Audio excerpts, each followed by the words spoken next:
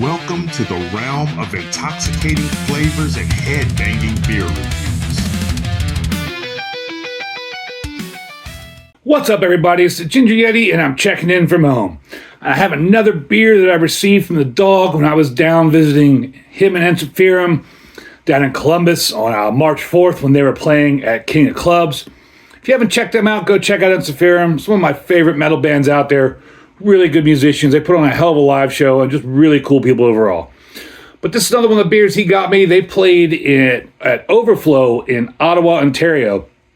And that place is a brewery, brew pub, and an event center that hosts international touring acts, regional musicians, local musicians, all kind of events. If you're in that area, go check that place out.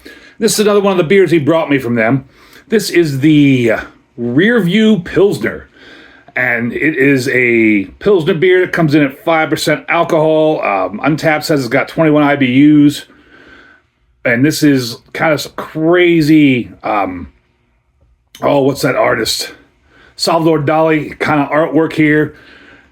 Got to do with kind of like two faces and the crazy glasses, and if you spin this can around, there's got some floating clocks everywhere, and like the melting clock. Pretty cool can artwork there. And the can here, return for refund where applicable.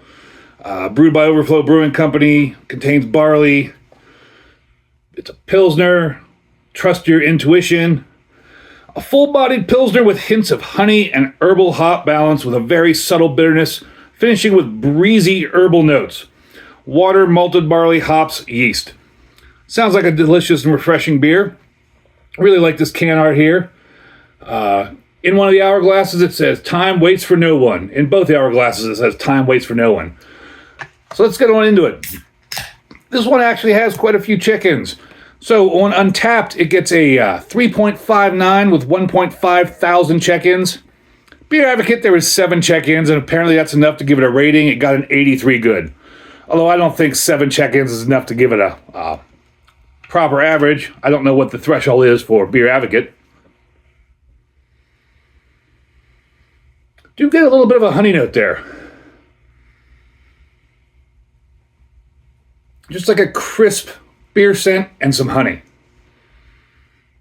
I don't really expect to get much on the nose because, I mean, it is a Pilsner. A little bit of chill haze there. You can kind of see through that.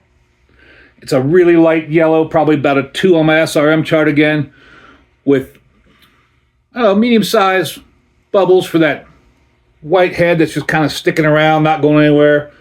The head wasn't real large, but it also isn't too small. Let's get into the beer. Thank you again, dog. Really appreciate it. Cheers, everybody.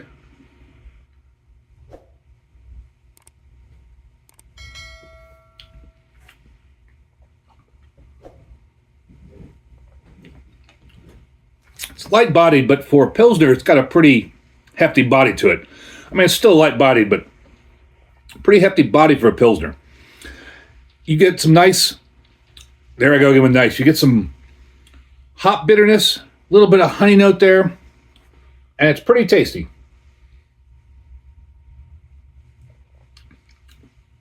There's some sweetness there, and it might be some of that, it might be a combination of the Pilsner malt and the honey, but there's some good honey sweetness, and then just enough herbal hop bitterness to cut through and give it a good backbone and keep it from being too sweet.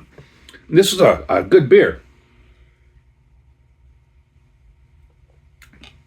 This is the third beer I've had from this brewery. And this is going to be the third horns up for a beer from this brewery. Another tasty beer. I hope one day I get to come through that brewery and that venue, Overflow.